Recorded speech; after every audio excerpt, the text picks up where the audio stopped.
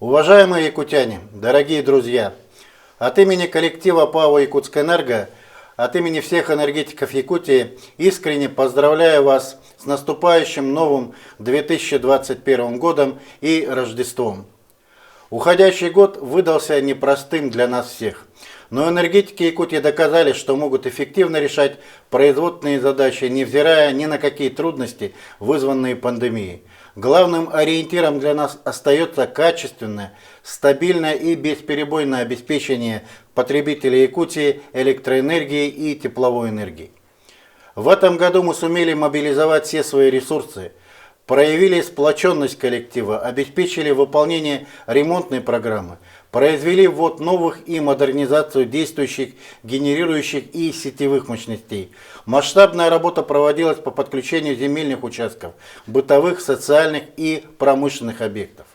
Каждый день мы продолжаем усердно трудиться, чтобы обеспечить надежность энергоснабжения потребителей Якутии, чтобы в республике светились окна, было тепло и комфортно на работе и дома. И в эти предновогодние дни сверкала огнями елка, даря атмосферу праздника, уюта, безопасности и стабильности.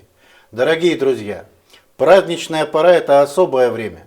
Все мы оцениваем свои достижения, подводим итоги уходящего года и с неизменной надеждой строим планы на год предстоящий с верой, что все загаданное под бой кремлевских курантов волшебным образом сбудется. Я желаю всем нам этого волшебства, уверенности в будущем, чтобы в достижении своих целей мы всегда могли твердо опираться на собственные силы, ощущали поддержку родных, близких, друзей и коллег, а каждому доброму начинанию сопутствовали везение и удача.